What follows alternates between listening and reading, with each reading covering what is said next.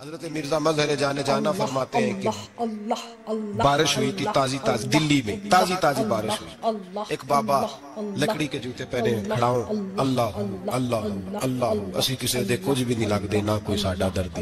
بابا مست ہو کے جا رہا اللہ اللہ کرتا جا رہا. ایک طوائف اپنے کوٹھے سے اتر کے تو سیڑھیوں پہ بیٹھی تھی، ساتھ اس کا یار بھی بیٹھا تھا. بابا اپنی مستی میں جا رہا تو بابا جی کے پیروں سے کچھ مٹی اڑی تو اس عورت کے کپڑوں پہ پڑ گئی. پرواہ نہیں، بزرگ گزر رہے. یار اس کا دوڑا ہوا آیا، اس نے آ کے تھپڑ مارا. کا خیال نہیں سارے اس کے کپڑے آلودہ کر دیے، تو کدھر تیرا دماغ نہیں ٹھیک؟ بابا نے نظر اٹھائی، کہا بیٹے میں نے دیکھا نہیں، چل اللہ تیرا بھلا کرے، تو نے بدلہ لے لیا. بابا جی چپ کر کے وَإِذَا خَاطَبَهُمُ الْجَاهِلُونَ قَالُوا السَّلَامَ چپ کر کے گزر گئے. ٹھنڈ کا موسم تھا، بارش تازہ ہوئی تھی، حلوائی دودھ کاڑ رہا تھا. اس نے بٹھایا بابا جی کو پھٹے پہ، پیالہ پکڑا، دوڑ کے آگے بڑھا. بزرگ آ گئے، آئیے بیٹھیے. دودھ کا گرم گرم پیالہ شکر ڈال کے دیا. بابا جی نے دودھ پیا، پھر نظر جھکی، پھر رنگ بدلا. کہنے لگے مالک تو کتنا بے نیاز ہے، کہیں تھپڑ مرواتا ہے کہیں دودھ پلاتا ہے. تیری بے نیازی ہے نا، ادھر تھپڑ مروایا یہاں دودھ پلایا، تو ہی جانتا ہے تیرے رنگ کیا ہے. ابھی بابا وہیں بیٹھا تھا، توڑے آئے پیچھے سے لوگ، شور ہوا. بابے کو دبوچ کے وہاں لے گئے جہاں اس نوجوان نے تھپڑ مارا تھا. کہا تو اللہ کا بندہ ہے، اللہ کے بندے بد دعا تو نہیں دیتے. ہوا کیا؟ کہ تو نے بد دعا دی ہے؟ کہا نہیں دی، بات بتاؤ. کہنے لگے اس نے تجھے تھپڑ مارا ہے، چھت پہ چڑھا ہے، پیر پھسلا ہے، گردن کے بل گرا ہے، منکا ٹوٹ گیا، مر گیا ہے، تو نے بد دعا دی ہے. بابا جی کہنے لگے یار میں نے تو دوسرا لفظ بھی نہیں کہا، بھلا ہو کہہ کے گزرا ہوں، میں نے نہیں بد دعا دی. کہا تو نے دی ہے تبھی تو مر گیا. کہا نہیں دی. کہا بابا تو بزرگ آدمی ہے، سچ بول. تو بابا جی کہنے لگے سچ سنو. پھر میں آ رہا تھا، میرے پیروں سے مٹی اڑی، اس کے یار کے کپڑوں پہ پڑی، اسے برا لگا، اس نے مجھے مارا. جب اس نے مجھے مارا تو میں کوئی لاوارث تو نہیں تھا، جب اس نے مجھے مارا تو میں کوئی لاوارث تو نہیں تھا. مجھے دشمنوں نہ چھیڑو، میرا ہے کوئی جہاں میں، میں ابھی پکار لوں گا، نہیں دور ہے مدینہ. اس نے مجھے مارا تو میں کوئی لاوارث تھا کہ میرا بدلہ کوئی نہ لیتا.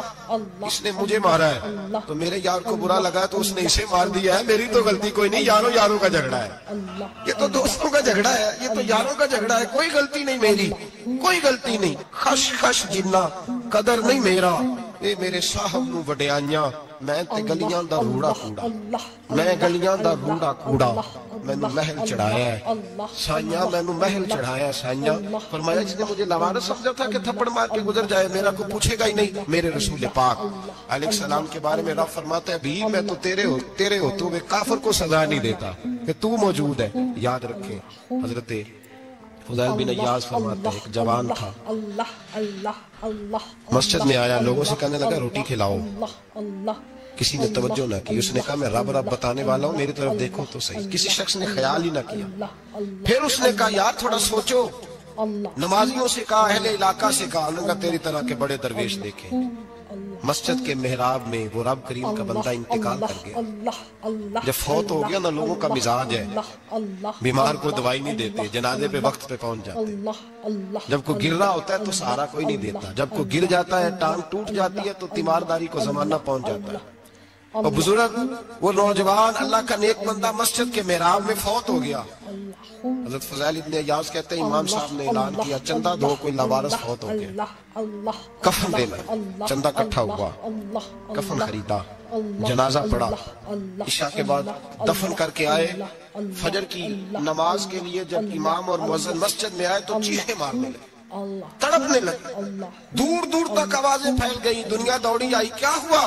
کہنے لگے وہ جو تم نے کفن پہنایا تھا وہ یہاں پڑا ہوا ہے، اور دیکھو کفن پہ تحریر لکھی ہے. تحریر کیا ہے؟ عرش کے مالک نے فرمایا میرے دوست نے روٹی مانگی، تم نے دی نہیں.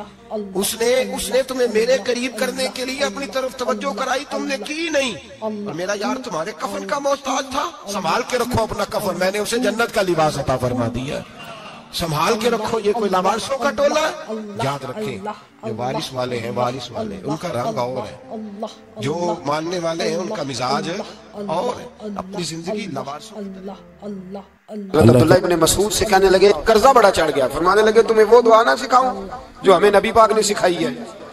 فرمایا اگر تمہارے اوپر پہاڑ کے برابر بھی قرضہ ہوگا تو اللہ تمہارے قرضے کا بندوبست فرما دے گا. اور مسئلہ یہ ہے دعائیں یاد کرنی پڑتی ہیں اور پڑھنی پڑتی ہیں. یاد کرنی پڑتی ہیں اور ہم ہیں تعویذ پہ لگے ہوئے کچھ لکھ کے دے دیں تاکہ باندھ لوں. دعا سکھائی نبی پاک نے. کیا فرمایا؟ اللہم اکفنی بحلالک عن حرامک واغننی بفضلک عمن سواک. فرمایا یہ دعا مانگا کرو، اے اللہ مجھے کفایت کرنے والا رزق عطا فرما اور مجھے حرام سے بچا اور مجھے اپنے فضل کے ساتھ دوسروں سے بے نیاز کر دے. یعنی اس کا سادہ ترجمہ یہ ہے کہ اللہ بندوں کا محتاج نہ کر، مجھے اپنا محتاج. فرمایا یہ دعا پڑھو ادائے قرض کے لیے. ادائے قرض کے لیے یہ دعا پڑھو. اللہ تبارک و تعالی پہاڑ کے برابر بھی قرضہ ہوگا تو تمہیں اللہ اس سے نجات عطا کر دے گا. نبی پاک صلی اللہ تعالی علیہ وسلم نے ایک حدیث میں غصے کی دعا بھی بتائی ہے. ویسے میرے خیال میں لوگوں کو غصہ نہیں آتا، آج کل غصہ نہیں آتا، لوگوں میں تکبر آ گیا ہے. اپنے سے چھوٹے پہ غصہ آتا ہے، اپنے سے تگڑے پہ کیوں نہیں آتا؟ جس آدمی نے گلی پہ خیرات مانگنے والے پہ غصہ کیا وہ ایسا جو صاحب پہ کیوں نہیں کرتا؟ غصہ تو غصہ ہے نا، سب پہ ہونا چاہیے، لیکن بڑا سمجھدار غصہ ہے. غریب آدمی کو دیکھ کے غصہ آتا ہے، امیر آتا ہے تو غصہ نکل جاتا ہے. تو میں تو کہتا ہوں لوگوں کو غصہ، اگر تجھے غصہ آتا ہے تو مار دیوار کے ساتھ ٹکر تیرے غصے کی سمجھ آئے. یہ کس قسم کا غصہ ہے جو غریب پہ ہی ہاتھ اٹھا رہا ہے؟ تو خدا را خیال فرما. غریبوں کے حق میں بڑا غصہ، مجبوروں کے حق میں بڑا غصہ، ماتحتوں پر. اور اگر چودھری صاحب آ جائیں تو پھر بہانہ بنا لیتے، کہتے غصہ تو میں نے بڑا آیا سی، پھر میں کیا میرے گھر آیا ہے، پھر بہانہ بنا لیا. ایسے نہیں کرو. نبی پاک صلی اللہ علیہ وسلم نے دعا سکھائی بخاری میں. فرمایا جب غصہ آئے تو پڑھا کرو اعوذ باللہ من الشیطان. آتی ہے نا دعا ماشاءاللہ، اعوذ باللہ من الشیطان. جب غصہ آئے تو یہ والی دعا پڑھ لیا کرو. نبی پاک علیہ الصلوۃ والسلام نے ارشاد فرمایا کہ جب تمہارے بھائی کو چھینک آئے نا تو چھینک آنے والے کو کہنا چاہیے الحمدللہ. چھینک آئے اس نے کیا کہنا ہے؟ یاد ہو جائے گا کیا کہنا ہے؟ الحمدللہ. اور جو سنے اس نے کہنا یرحمک اللہ. کیا کہنا ہے؟ یرحمک اللہ، اللہ تجھ پہ رحم کرے. یہ پڑھنا ہے اس نے. حضرت عبداللہ بن مبارک رحمۃ اللہ تعالی علیہ نا دریا کے کنارے کھڑے تھے، کشتی سے اترے تھے ابھی اور وہیں کھڑے تھے. تو ایک آدمی، دو چار لوگ کشتی میں کنارے سے آپ کے پاس سے گزرے تو ایک کو چھینک آئی، اس نے کہا الحمدللہ. اب سنت ہے کہ جواب دو یرحمک اللہ، اللہ تیرے اوپر رحم فرما. جواب دینا تھا لیکن وہ کشتی تیزی سے گزر گئی. حضرت عبداللہ بن مبارک رحمۃ اللہ تعالی علیہ نے ملاح کو بلایا. فرمانے لگے اس کشتی کا پیچھا کرنا ہے. وہ کہنے لگا سواریاں بیٹھیں گی تو جاؤں گا. اس زمانے میں جو پوری کشتی کا ایک سائیڈ کا کرایہ تھا وہ 5 دینار تھا. فرمانے لگے تو نہ اس طرح کر، اسپیشل مجھے لے جا بٹھا کے. کیا لے گا؟ اس نے کہا 20 دینار لوں گا. فرمایا 20 ہی دوں گا. اس کشتی کا پیچھا کیا اور جس آدمی کو چھینک آئی تھی نا اس سے جا کے یرحمک اللہ کہا. اس نے جواب میں جزاک اللہ کہا. تو آپ فرمانے لگے میرا کام ہو گیا، واپس چلا. ملا دنیا دار تھا، وہ سوچنے لگا. پہلے تو اس نے سوچا میرا کیا ہے، 20 دینار تو ان کے گئے ہیں. لیکن جب اترنے لگے نا تو 20 دینار دیے یا 20 درہم دیے. تو وہ کہنے لگا حضرت جی صرف ایک لفظ کہنے کے لیے آپ نے اتنا پیسہ خرچ کر دیا. فرمایا لفظ کہنے کے لیے نہیں، اپنے مصطفیٰ کی سنت ادا کرنے کے لیے، اپنے نبی پاک علیہ السلام کی سنت ادا کرنے کے لیے. یرحمک اللہ، اللہ تیرے اوپر رحمت کرے. کس طرح کا خوبصورت انداز سکھایا. دیکھیے ایک حدیث ترمذی شریف میں نبی پاک صلی اللہ علیہ وسلم نے فرمایا کسی بیمار کو دیکھ کے یا کسی مصیبت میں مبتلا آدمی کو دیکھ کے تم یہ دعا پڑھ لو تمہیں کبھی وہ مصیبت نہیں آئے گی. کیسی خوبصورت دعا ہے. کسی مصیبت زدہ کو بیمار کو دیکھ کے پڑھو تمہیں کبھی وہ مصیبت. الحمدللہ الذی عافانی مما ابتلاک بہ وفضلنی علی کثیر ممن خلق تفضیلا. اللہ تعالیٰ کا شکر ہے جس نے مجھے اس مصیبت سے عافیت دی اور اس بیچارے کو یا تجھے اللہ نے مبتلا کیا اور اللہ نے مجھے اپنی بہت ساری مخلوق پہ فضیلت دی ہے. یعنی اللہ نے مجھے بڑا اچھا رکھا ہوا ہے. یار میں تو الحمدللہ بڑا اچھا ہوں، دیکھو بیچارہ. یعنی یہ دعا بھی ہے اور اپنے اوپر شکر ادا کرنے کا ایک. اعلیٰ حضرت فاضل بریلوی رحمت اللہ تعالیٰ علیہ کو نا گلے کے اندر چھوٹی چھوٹی 2 پھنسیاں نکل آئیں. تو اس زمانے میں طاعون کا مرض پھیلا ہوا تھا. ایک بڑے قابل حکیم کو لایا گیا. انہوں نے چیک کر کے کہا آپ کو تو طاعون ہو گیا ہے. فرمانے لگے چل دوڑ جا، مجھے طاعون نہیں ہو. اس نے کہا جناب یہ گلے پہ بنا ہوا ہے اور سب کو پتا ہے آج کل پھیلا ہوا. فرمایا سب کو ہو سکتا ہے، مجھے نہیں ہو سکتا. کیوں؟ فرمانے لگے ایک بندے کو طاعون ہوا تھا تو میں نے اسے دیکھ کے وہ دعا پڑھ لی تھی جو نبی پاک نے بتائی ہے. لہذا حضور کا فرمان ہے تو مجھے ہر بیماری آ سکتی ہے پر یہ بیماری آ سکتی 2 दिन وہ شخص کہنے لگا جی منہ میں بھی گلٹیاں چلی گئی ہیں، کھول نہیں رہا، کیا ہوگا؟ اعلیٰ حضرت نے کالی مرچ منگوائی، اسے پیس کے زبان کے نیچے رکھا تو ساری بیماری دور ہو گئی۔ فرمانے لگے بلاؤ نہ ذرا اس حکیم کو جو کہتا تھا طاعون ہو گیا ہے، وہ تو صحیح ہوتا ہی نہیں اتنی جلدی۔ فرمایا ہر چیز بدل سکتی ہے پر میرے نبی کا فرمان نہیں بدل سکتا، میرے رسول پاک علیہ السلام کا فرمان نہیں بدل سکتا۔ تو عزیز دوستو، نبی پاک اب بڑی خوبصورت بات آئی، ساری خوبصورت تھی، بڑی پیاری بات آئی۔ دنیا میں سب سے حسین چہرہ اللہ نے اپنے رسول کو عطا فرمایا ہے۔ نبی پاک کا چہرہ بھی حسین ہے، مکھ چند بدر شاہ شانی ہے، متھے چمک دی لاٹ نورانی ہے، کالی زلف تے اکھ مستانی ہے، مخمور اکھی ہے مد بھری۔ پیارا چہرہ ہے حضور کا، جتنا چہرہ پیارا تھا اتنے ہی حضور کے اخلاق بھی بڑے پیارے تھے۔ لیکن میرے نبی پاک علیہ السلام جب آئینہ دیکھتے، کیا دیکھتے؟ حضور جب آئینہ دیکھتے، ہمارے نوجوان بھی سارا دن آئینے کے آگے کھڑے رہتے ہیں، کبھی بال اس طرح کے بناتے ہیں، کبھی اس طرح کے۔ تو میرا کئی دفعہ دل کرتا ہے کہ میں ان سے کہوں کہ تو آئینے کو کہہ رہا ہے جھوٹ بول، پر وہ کیسے بولے؟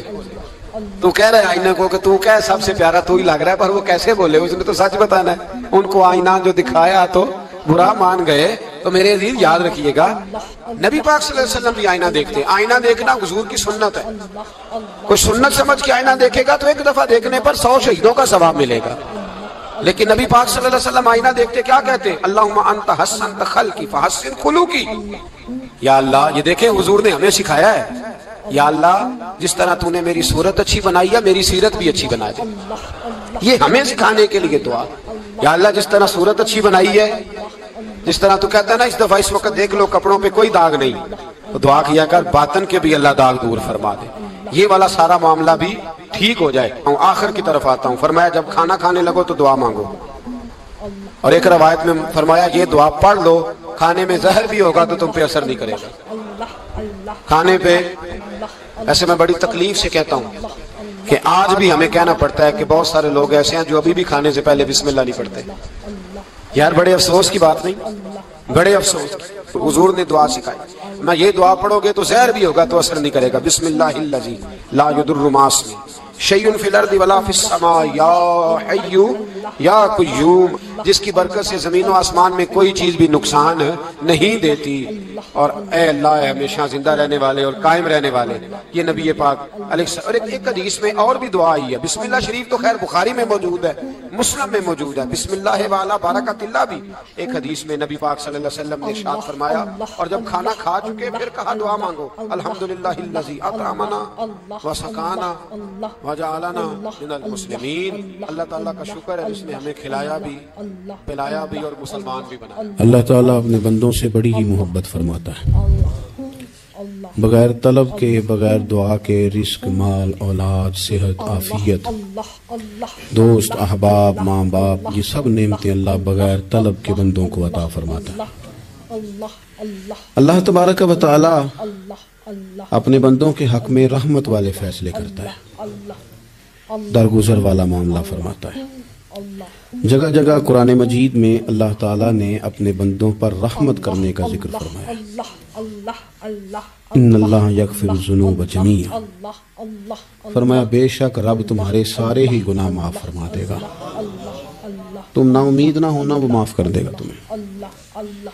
قرآن مجید میں فرمایا ان اللہ بالناس لرؤوف الرحیم، بے شک اللہ اپنے بندوں پر بڑا ہی مہربان اور نہایت ہی رحم کرنے والا، رؤوف اور رحیم ہے، بڑا مہربان ہے، کرم فرماتا ہے۔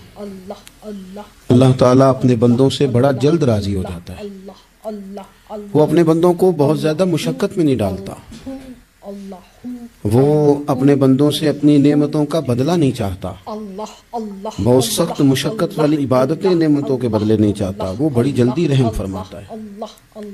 ماں پیار کرتی ہے اپنے بچے سے لیکن وہ ناراض بھی ہو جاتی ہے بعض چیزوں میں، بعض معاملات اس کا دل بھی دکھاتے ہیں، بعض جگہ وہ رو کے یہ بھی کہتی ہے کہ تو نے میری محبت کا کوئی نتیجہ نہیں مجھے دیا، میری ساری کمائی تو نے ضائع کر دی۔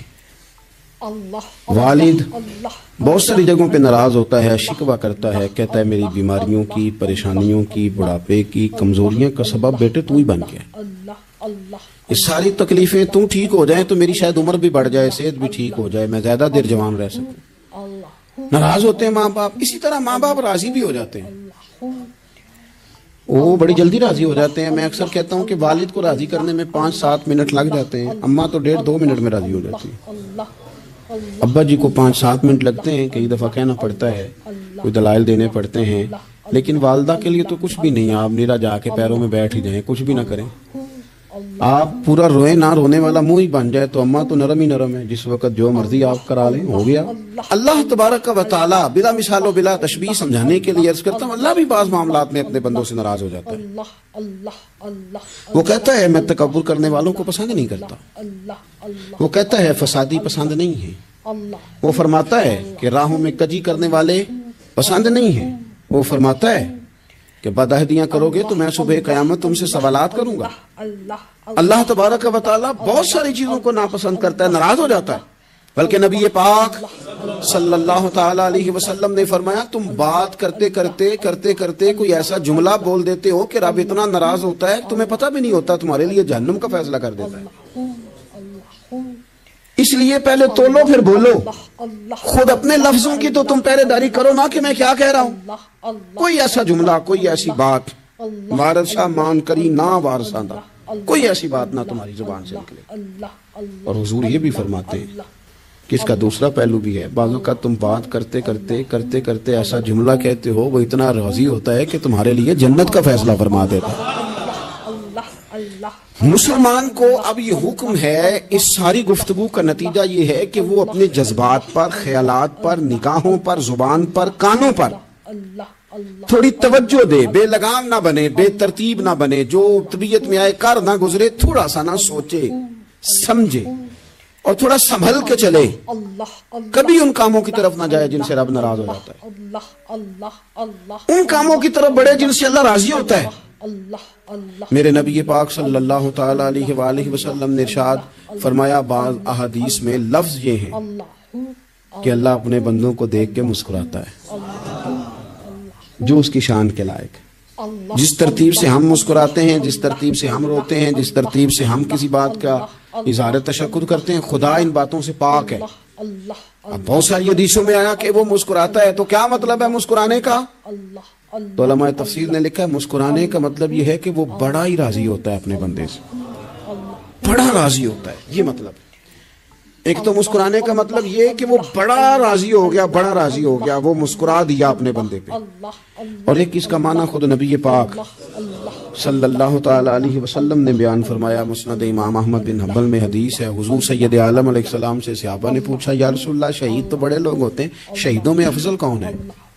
تو اللہ کے حبیب علیہ السلام فرمانے لگے وہ والا بندہ جو ڈٹ گیا تھا کافروں کے مقابلے میں, وہ ہلا نہیں, پوری طرح ڈٹ کے جو لڑا وہ شہداء میں افضل ہے. حضور فرماتے ہیں وہ جنت کے بالا خانوں میں سیر کرے گا اور رب اسے دیکھ کے مسکرائے گا, رب اسے دیکھ کے مسکرائے گا. اللہ تعالیٰ مسکراتا ہے اسے دیکھ کے. اور اگلے جملے میں حضور نے وضاحت کر دی, فرمایا جب رب دنیا میں کسی پر مسکراتا ہے نا تو اس کا معنی یہ ہے کہ قیامت میں پھر اللہ اس سے حساب کوئی نہیں لے گا. جس پر اللہ دنیا میں مسکرا دیا اس سے کوئی حساب, تو وہ کام ڈھونڈنے چاہیے نا جس سے اللہ مسکرائے. ویسے کبھی ہم ایسا کرتے ہیں کہ نہیں کہ کسی کو راضی کیا جائے؟ یہ کام ہم کرتے ہیں کہ ہماری کمپنی کا جو سربراہ ہے وہ ہم سے راضی رہے, جس ادارے میں ہم پڑھاتے ہیں اس ادارے کا بڑا ہم سے راضی رہے. یہ کرتے ہیں ہم, اس کے لیے کچھ نہ کچھ ہیلے بہانے ہم کرتے ہیں. برادری, قبیلہ, علاقہ, بستی, لوگ کسی طریقے سے ہمارے ساتھ مطمئن رہیں, کرتے ہیں نا یہ سارے کام. اس میں تھوڑی مشکل بھی ہمیں آتی ہے لیکن کرتے ہیں. کیا کریں, گھر میں بھی کئی دفعہ ایسا ماحول بنانا پڑتا ہے. چلیں ایک اور میٹھی مثال دیتے ہیں, زیادہ سمجھ میں آئے گی. چھوٹا بچہ خوش رہے, آپ اس کے لیے محنت نہیں کرتے. وہ چھوٹا ہے, اس کو خوش کرنا فرض ہے ابا پہ, لیکن وہ کہتا ہے کہ میں نے موٹر سائیکل لینا ہے. چھوٹا ہے, چلا ہی نہیں پائے گا, تو ابا پھر اسے راضی کرتا ہے, کہتا ہے بیٹے چھوٹا سائیکل لے لے, چل میں تجھے اڑانے والا جہاز لے دیتا ہوں. مقصود کیا ہے کہ اس کو ناراض نہیں کرنا, یہ روئے نہ, اس کا دل نہ ٹوٹے. ہو یارو سنو نا میں کیا کہہ رہا ہوں. اگر چھوٹے بچے کے لیے وہ چیزیں ڈھونڈتے ہو, میرے ابا جی نا اپنے نواسے کے لیے کھلونا لے کے آیا تو بچہ بڑا ہی کھیلا, تو ابا جی کہنے لگے لو پیسے پورے ہو گئے میرے. بچے کو پسند بڑا ہے نا, پیسے پورے کر چھڑے نے, دیکھو نا جی کتنا اس کو راضی ہوا ہے. تو انسان کیا کرتا ہے کہ کوشش کرتا ہے، چھوٹا بچہ بھی ناراض نہ ہو تو وہ چیزیں وہ ڈھونڈتا ہے کہ اس کو کیا پسند ہے، چاکلیٹ لے جاؤں، فلاں چیز لے جاؤں، آئس کریم لے جاؤں. تو ایک بچے کے لیے، گھر کے لیے، سربراہ کے لیے اتنی محنت کرتے ہو تو وہ کام بھی ہمیں ڈھونڈ کے تلاش کرنے چاہیے نا جس سے رب راضی ہوتا ہے، اللہ راضی ہوتا ہے. بتاؤں وہ کون کون سے کام ہیں؟ نبی کریم صلی اللہ تعالی علیہ وسلم نے ارشاد فرمایا 3 لوگ ہیں جنہیں دیکھ کے رب مسکراتا ہے. یا رسول اللہ صلی اللہ علیہ وسلم وہ کون کون سے؟ تو محبوب فرمانے لگے ایک وہ بندہ ساری مخلوق سوئی ہے، آدھی رات ہے، رات کا پچھلا پہر ہے، اس نے اٹھ کے وضو کر لیا، مصلی پہ کھڑا ہو گیا خدا کی یاد میں، فرمایا اسے دیکھ کے رب مسکراتا ہے جو اس کی شان کے لائق ہے. مسکراتا ہے اللہ. یہ تو سونے کا ٹائم تھا، یہ تو گہری نیند آنے کا وقت تھا، رات کا پچھلا پہر. رات پوے تے بے درداں نو نیند پیاری آوے تے درد منداں نو یاد سجن دی ستیاں بھی آن جگاوے. اور ساون کی کالی راتوں میں جب بوندا باندی ہوتی ہے تو راتوں کو اٹھ اٹھ روتے ہیں جب خلقت ساری سوتی ہے. اللہ مسکراتا ہے. اور سننا میرے بھائی، میرے نبی پاک صلی اللہ تعالی علیہ وسلم فرماتے ہیں جب مسلمان نماز کے لیے صفیں بناتے ہیں نا، ترتیب لگ رہی ہوتی ہے، اب اللہ کی بارگاہ میں کھڑے ہوں گے، قیام کریں گے، رکوع کریں گے، سجود کریں گے، فرمایا جب مومن صفیں بناتے ہیں تو رب دیکھ کے مسکراتا ہے، مسکراتا ہے. کمال ہو گئے عروج بندگی کا، جب بندے کو دیکھ کے رب مسکرائے. خدا بندے سے خود پوچھے بتا تیری رضا کیا ہے، مسکراتا ہے. اور میرے نبی پاک علیہ السلام فرماتے ہیں جب مجاہد جہاد کے لیے صفیں سیدھی کرتے ہیں، آج تو یہ رب کے نام پہ مرنے ہی آ گئے، یہ صفوں میں کھڑے ہوں گے، ترتیب سے لڑیں گے، ترتیب سے گلا کاٹیں گے کافروں کا یا شہادت لیں گے. فرمایا جب جہاد کے لوگ صفیں بناتے ہیں تو رب انہیں دیکھ کے مسکراتا ہے. کتنے نصیبوں والا وہ بندہ ہے جسے دیکھ کے مسکرا دیا. او یار کبھی تیرا بیٹا تیرے سامنے مسکرائے نا چھوٹا تو تیرا دل باغ باغ ہو جاتا ہے. تیری ماں بیمار کسی ایک دن صحیح طرح ہنس پڑے تو طبیعت خوش ہو جاتی. مجھے بتاؤ نا جس کا رب بھی اسے دیکھ کے ہنس پڑے، جو اس کی شان کے لائق ہے، کیا اس بندے کے نصیبیں ہیں، کیا اس کے مقدر ہیں. آپ اس مقام پر اپنے آپ کو لائیں. اب دیکھیں نا یہ حدیث ہم نے سن لی، اب ہم نے نا اس طرح صفحے نہیں بنانے جس طرح ساری دنیا. اب ذرا صفحے بھی شوق سے بنائیں گے، اب ذرا تھوڑا سا شوق پیدا کریں گے. بھئی یہ تو میں وہ کام کرنے لگا ہوں جسے دیکھ کے رب مسکراتا ہے. نبی پاک صلی اللہ علیہ وسلم نے فرمایا جب کو بندہ توبہ کرتا ہے نا، ہم توبہ کا رٹا لگاتے ہیں، یا اللہ میری توبہ یا اللہ. اور توبہ کا تو مطلب یہ ہے کہ پچھلے گناہوں سے پکی توبہ، آج کے بعد یہ غلطی نہ کرنے کا پکا وعدہ. تو نے ساری شب برات رو کے گزاری ہے، بتا سویرے جھوٹ جوڑنے کا ارادہ ہے تیرا، آج کے بعد رشوت تو نہیں نہ لے گا، ملاوٹ تو نہیں نہ کرے گا، یہ توبہ ہے. اور اگر سارے کام اسی طرح کرنے تو پھر یہ توبہ کا رٹا ہے، جتنا مرضی لگاؤ. حضرت علی بن ربیعہ رضی اللہ تعالیٰ عنہ فرماتے ہیں میں مولا علی کے ساتھ تھا، مقام حرہ کی طرف جا رہے تھے، حضرت علی نے ہاتھ اٹھا کے دعا مانگی ہماری تعلیم کے لیے، ورنہ حضرت علی ہم صحابہ کو محفوظ عن الخطا تو مانتے ہیں نا. ہاتھ اٹھا کے کہا اے اللہ ہمارے گناہ بخش دے، تیرے علاوہ کوئی معاف کرنے والا نہیں. اور پھر حضرت علی آسمان کی طرف دیکھا اور دیکھ کے نا حضرت علی بن ربیعہ کو تو مسکرائے. حضرت علی بن ربیعہ کہنے لگے حضور مسکرائے کیوں ہو؟ فرمانے لگے ایک دن میں حضور کے ساتھ اسی طرح آیا تھا، اسی طرح حضور نے دعا فرمائی تھی ہماری تعلیم کے لیے، اور پھر حضور مجھے دیکھ کے مسکرائے تھے اور فرمایا جب کوئی بندہ رب کی بارگاہ میں اس طرح استغفار کرتا ہے تو رب مسکراتا ہے اور مسکرا کے فرماتا دیکھ لو میرے بندوں کو پتا ہے کہ میرے علاوہ معاف کرنے والا کوئی نہیں، تمہیں پتا ہے، تم اس کی بارگاہ میں رجوع تو لاؤ، آؤ تو صحیح دو آنسو لے کر. اقبال کہتے ہیں کہ موتی سمجھ کے شان کریمی نے چن لیا، قطرے دو گرے میرے ار کے انفعال کے، دو میں نے آنسو بہائے تھے تو اس کے کرم نے تو موتی سمجھ کے چن لیا. سنو نا حضور اس استغفار کو اللہ کو یار رات کو توبہ کر کے سونا چاہیے. ہمیں کچھ غلطیاں ہم کرنا نہیں چاہتے پر ہم سے ہو جاتی ہیں، کچھ دل ہم توڑنا نہیں چاہتے پر وہ ٹوٹ جاتے ہیں، ہماری مجبوری ہوتی ہے ٹوٹ جاتے ہیں. رات کو اس کی بارگاہ میں ہاتھ باندھ کے کشکول طلب دراز کر کے خوب استغفار پڑھنا چاہیے کہ مالک بندے ہیں نا کیا کریں، نفس کا ساتھ ہے، دنیا کا ساتھ ہے، خواہشات نفسانیہ، مالک معاف کر دے. درد سے توبہ، رسم نہ ہو، کہانی نہ ہو، لفظ نہ ہو، جملے نہ ہو، اور جناب ایسے لوگوں کے بیچ بڑے ہاتھ باندھ کے اور بڑا کوئی ضرورت نہیں، آپ اکیلے اپنی چارپائی پہ بستر کے اندر منہ دے کے بھی درد سے کہیں گے نا معاف کر دے تو وہ تو مہربانی بڑا ہے۔ میرے نبی پاک صلی اللہ علیہ وسلم مثال دیتے ہیں، فرمایا ایک آدمی صحرا میں جا رہا، صحابہ سے حضور خطاب کر رہے ہیں، فرمایا ایک آدمی صحرا میں جا رہا تھا، اس نے اپنی اونٹنی پہ کھانا پانی پیسے ہر چیز رکھی ہوئی تھی، صحرا تھا بہت بڑا، درمیان صحرا کے گیا تو تھوڑا سا سستانے کے لیے آرام کرنے کے لیے اونٹنی سے نیچے اترا، اب اس نے اونٹنی کی لگام اونٹنی کی نکیل اپنے سرہانے کے نیچے رکھی، ہاتھ کے ساتھ پکڑی اور سو گیا۔ تھوڑی ہی دیر کے بعد جب اس کی آنکھ کھلی تو دیکھا اونٹنی غائب ہے۔ صحرا میں وہ پیدل نہ آگے جا سکتا ہے، نہ پیچھے جا سکتا ہے، نہ دائیں نہ بائیں، کھانے کو روٹی نہیں، پینے کو پانی کا قطرہ نہیں، تھوڑا ادھر بھاگا ادھر بھاگا، تھک گیا۔ کریم محبوب فرماتے ہیں وہ پوری طرح نڈھال ہو گیا اور مایوس ہو گیا، معاذ اللہ، مایوس ہو کے دوبارہ اسی جگہ آ کے لیٹ گیا جہاں پہلے لیٹا تھا، انتظار کرنے لگا کہ اب موت ہی آئے گی، آخری وقت ہے، نہ میں پیدل یہ صحرا کراس کر سکتا ہوں، نہ پیچھے جا سکتا ہوں، نہ کھانا ہے نہ پانی ہے، سوائے موت کے کوئی سہارا نہیں۔ حضور فرماتے ہیں وہ رستے میں دوبارہ لیٹ گیا، اچانک اس نے رخ بدلا تو اونٹنی سامنے کھڑی تھی۔ حضور نے صحابہ سے پوچھا بتاؤ نا اسے بھلا کتنی کو خوشی ہوگی؟ یا رسول اللہ اسے نئی زندگی مل گئی ہے۔ آپ دیکھیں نا سارے ڈاکٹروں نے کہہ دیا کہ اس کے تو گردے معدہ جگر ہر چیز ختم ہے، گھر لے جاؤ خدمت کرو، ہر طرف پریشانی ہے۔ وہ بندہ بھی سمجھ گیا ہے کہ آخری وقت آ گیا، کل جاؤں پرسوں جاؤں، تیاری ہو گئی، سب لوگ آ گئے، باہر والے بھی آ گئے، یہ ماحول ایک عجیب رنگ اختیار کر گیا۔ اچانک ایک ڈاکٹر نے آ کے کہا نہیں نہیں غلطی لگ گئی تھی۔ مجھے بتائیے انداز کیا ہوتا ہے؟ بغیر دوائی کے بندہ اٹھ کے کھڑا نہیں ہو جاتا، او میں تو بچ گیا۔ نبی پاک صلی اللہ علیہ وسلم فرمانے لگے اس کی اونٹنی مل گئی، بتاؤ بھلا اسے کتنی خوشی ہوگی؟ یا رسول اللہ وہ تو دوبارہ دنیا میں آ گیا۔ حضور فرمانے لگے اسے کچھ بھی خوشی نہیں ہوئی۔ جب کوئی رب کا گناہگار بندہ آ کے توبہ کرتا ہے، رب کو اس سے کئی گنا زیادہ خوشی ہوتی ہے۔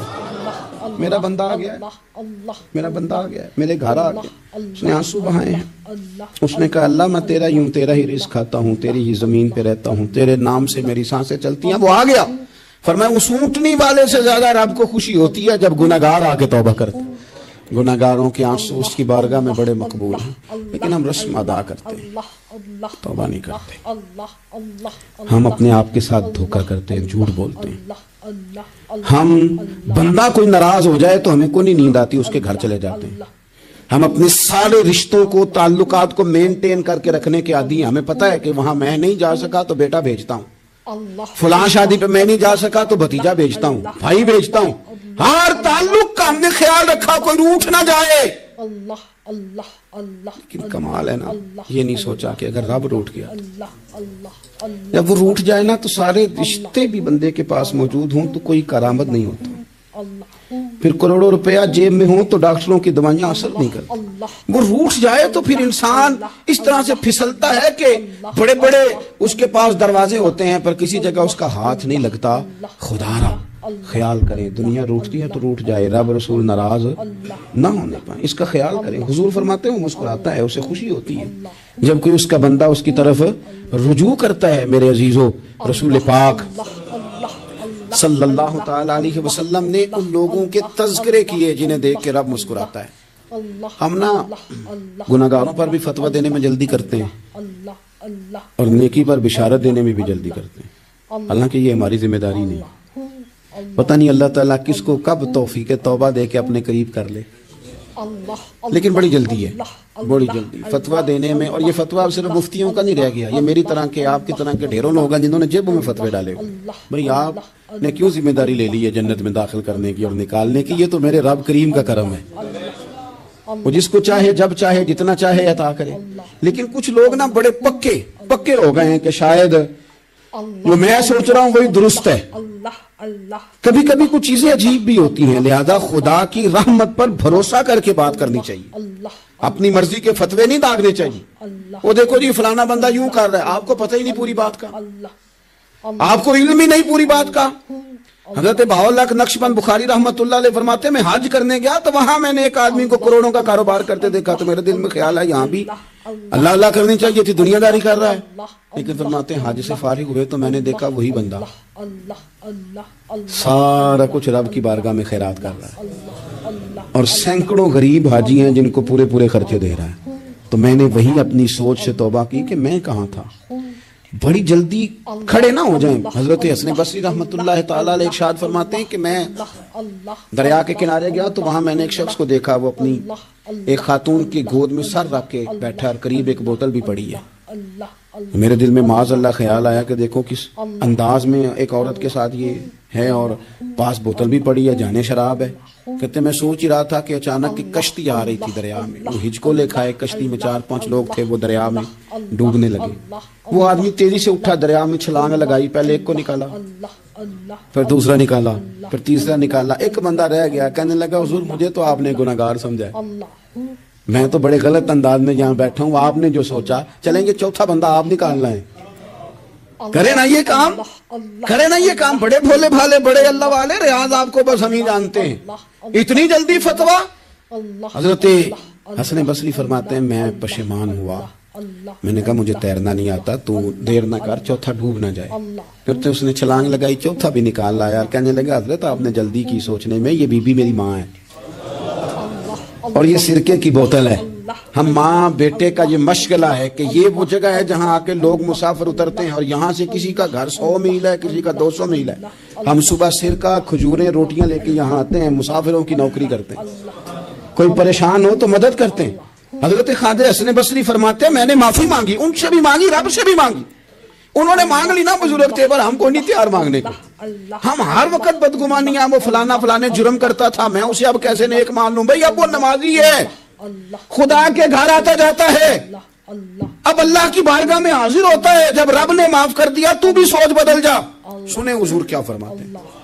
نبی پاک صاحب اللہ صلی اللہ تعالی علیہ وسلم فرماتے ہیں, مسند امام احمد بن حنبل دیکھیے, فرمایا رب اس وقت بڑا ہی مسکرائے گا جب قاتل بھی جنت میں جائے گا, مقتول بھی جنت میں جائے گا. یا رسول اللہ مقتول تو گیا, یہ قاتل کیسے چلا گیا؟ حضور فرماتے ہیں جائے گا, اور جائے گا اور رب مسکرائے گا جو اس کی شان کے لائق ہے. یا رسول اللہ کس طرح؟ تو نبی پاک صلی اللہ علیہ وسلم فرمانے لگے اس نے ایک مومن کو قتل کیا تھا, وہ شہید ہو کے جنت میں چلا گیا. اب اللہ نے بعد میں اسے توبہ کی توفیق دے دی. پہلے اس نے کلمہ پڑھا, پھر یہ میدان میں اترا, کافروں سے لڑا, یہ شہید ہوا, رب نے اسے بھی جنت دے دی. قاتل بھی جنت میں, مقتول بھی جنت میں. اور بات اتنی انوکھی ہے کہ رب دیکھ کے مسکرا رہا ہے جو اس کی شان کے لائق ہے. ہم جلدی میں ہیں, ہم انتظار نہیں کر رہے کہ شاید توبہ کر جائے, ہم انتظار نہیں کر رہے. لیکن میرے عزیز اتنی جلدی نہ کریں.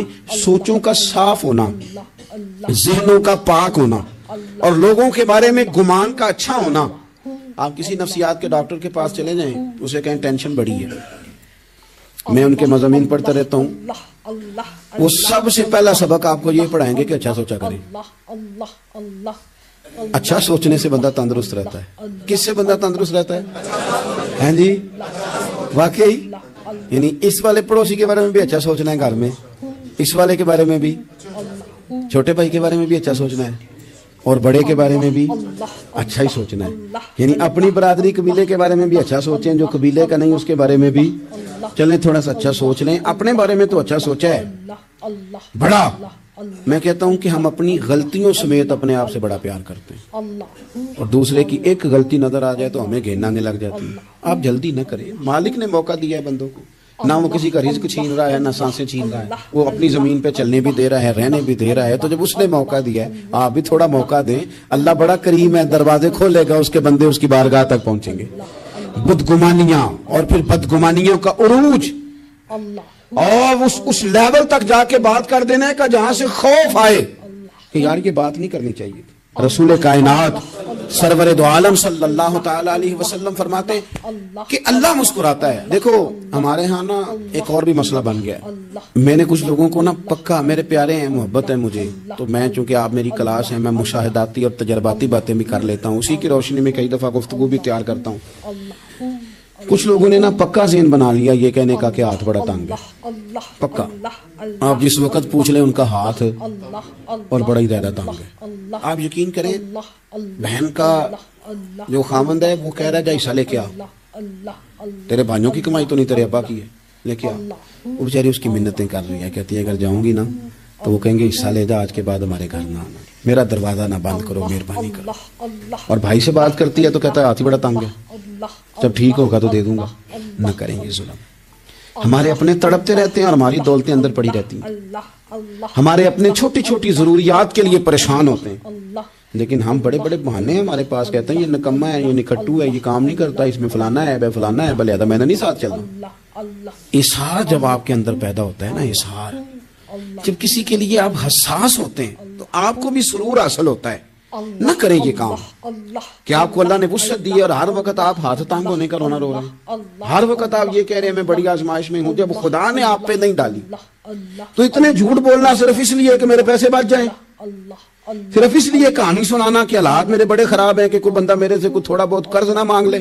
سنو، نبی پاک صلی اللہ علیہ وسلم کے پاس مہمان آ گیا، بخاری مسلم ہے، حضور نے ازواج مطہرات کے گھروں میں پیغام بھیجا، کچھ چیز ہے ضیافت کے لیے؟ یا رسول اللہ کچھ بھی نہیں، یہ دو جہاں کے شاہ ہیں اور پاس کچھ رکھتے نہیں، دو جہاں کی نعمتیں ہیں ان کے خالی ہاتھ میں، یا رسول اللہ کوئی چیز بھی نہیں۔ حضور نے صحابہ کے مجمع پہ نظر ڈالی، یا رسول اللہ صلی اللہ علیہ وسلم حکم ہو، تو حضور فرمانے لگے تم میں سے کوئی بندہ ہے جو اسے گھر لے جائے روٹی کھلائے؟ ایک صحابی اٹھے فوراً، حضور میں لے کے جاتا ہوں کھانا کھلاتا ہوں۔ فرماتے ہیں میرے گھر میں صرف بچوں کا کھانا تھا، یہ نہیں کہ فریزر بھرا ہوا ہے نعمتوں سے، صرف بچوں کا کھانا، یہ نہیں کہ کسی کو دیکھ کے اپنی ہنڈیا پہ برتن دے لیا، صرف بچوں کا کھانا۔ کہتے ہیں گھر گیا، بیوی سے کہا کیا کیفیت ہے؟ کہنے لگی بچوں کی روٹی ہے۔ میں نے کہا بچے سلا دے، صبح ناشتہ کر لیں گے۔ تو کہنے لگی آپ کیا کھائیں گے؟ تو میں نے کہا نہ میں کھاؤں گا نہ تو کھائے گی، مہمان جو نبی پاک کا ہے۔ کہا اچھا، اب ذرا تجویز دیکھو میاں بیوی کی سوجھی آپس میں۔ کہتے ہیں کھانا لگا دینا، کیونکہ ایک آدھ بندے کا کھانا ہے۔ اپنی غربتوں کا ہر جگہ اظہار کرنا، رونا رونا، یہ دیکھو غربت کیسے چھپائی جا رہی۔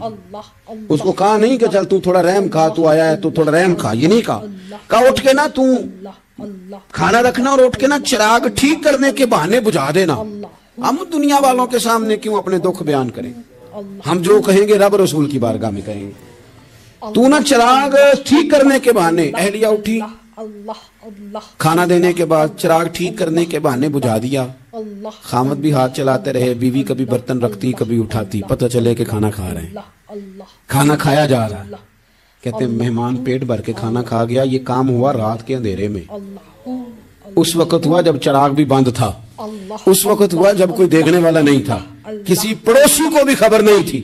فرماتے ہیں صبح کے اجالے میں اس مہمان کو لے کے مسجد نبوی میں نے قدم رکھا تو نبی کریم نے فرمایا رات جو تم نے کام کیا ہے نا اسے دیکھ کے میرا رب بڑا مسکرایا ہے، اللہ بڑا مسکرایا ہے۔ اللہ تر دامنی پہ شیخ ہماری نہ جائیے، ہم دامن نہ چھوڑ دیں تو فرشتے وضو کریں۔ یہ شان ہے صحابہ کی۔ نبی کریم علیہ السلام نے فرمایا رب رات مسکرایا تیرا یہ انداز دیکھ کے، اور اس نے قرآن نازل کیا وَيُؤْثِرُونَ عَلَىٰ أَنفُسِهِمْ وَلَوْ كَانَ بِهِمْ خَصَاصَةٌ۔ کچھ لوگ وہ ہیں جنہیں بڑی بھی ضرورت ہو تو دوسروں پر اثار کر دیتے ہیں، قربانی دے دیتے ہیں۔ رب مسکرایا ہے، اندر پیسے رکھے ہوئے ہیں، اندر پیسے رکھے ہوئے ہیں، اور بہن آ کے منت کر رہی ہے کہ بھائی حالات بڑے خراب ہیں، تھوڑی سی مہربانی کر۔ تو کہتے ہیں بہن پردہ یہ ہے بس، کیسے بتاؤں تجھے حالات، تجھے کیا بتاؤں کام کتنی مشکل سے چلتا ہے، یہ پردہ یہ بس۔ بہرحال اگر تو نے کہا ہے نا 50,000 تو میں زیادہ نہیں کوئی 20 کو دے دوں گا تجھے، وہ بھی خاصی نیکی کر کے، وہ بھی بتا سکھا کے۔ رات اماں پہ علیحدہ سے شان چڑھاؤں گا، ابا پہ علیحدہ سے چڑھاؤں گا کہ تمہاری بیٹی کے ساتھ تعاون کر، سارے علاقے کو ویسے ہی بتاؤں گا۔ اور وہ غریبنی بیچاری 20,000 لے کے گھر گئی ہے، پھر سفارشیں کر رہی ہے کہ مہربانی کرو۔ میں نے ایسے بھی دیکھے ہیں جو پہلے بیوی کو پکڑاتے ہیں تو دے، اس لیے کہ پھر وزیر اعظم تو ڈنڈا نکال لے گا تو بڑا مشکل ہو جائے گا پھر گھر میں رہنا، لہذا وہ یہ تو آگے لگ۔ یہ کیا لہجہ ہے آپ کا؟ یہ تو کسی کو بھی دیں تو چھپا کے دینے کا حکم ہے، کسی کو بھی دیں تو ہمیں حکم یہ ہے کہ سیدھے ہاتھ سے دینا ہے، الٹے کو خبر۔ اور یہ جو بالکل ہی اپنے ان پر تو پردہ پوشی آپ کے لیے ویسے ہی ضرورت تھی۔ میرے عزیز رب مسکراتا ہے۔ میرے نبی پاک علیہ السلام نے یہ اعمال ہمیں بتائے جن پر اللہ مسکراتا ہے، خوش ہوتا ہے۔ اور بعض لوگوں کو حضور نے نامینیٹ کیا، حضرت سعد بن معاذ رضی اللہ تعالیٰ عنہ عظیم صحابی تھے۔ یہ وہ خوبصورت صحابی ہیں جن کے جنازے کو کندھا میرے نبی پاک نے عطا فرمایا، حضور نے کندھا عطا فرمایا۔ کمال ہو گئی، نرخ بازار محبت کا انوکھا ہی ہو گیا۔ خود خریداروں میں شامل آ کے مولا ہو گیا.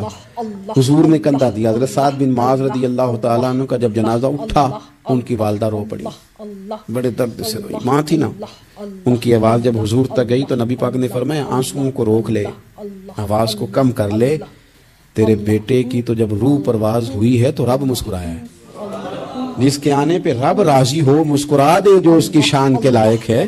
یہ تو وہ لوگ ہیں کہ جن کے جانے پر نا رب, وہ کسی نے کہا تھا کہ میرے مرنے پہ ہر سو شور مچ جائے گا, دیکھو گے میرے مرنے پہ ہر سو شور تمہیں پتہ چل جائے گا جب ہم جائیں گے.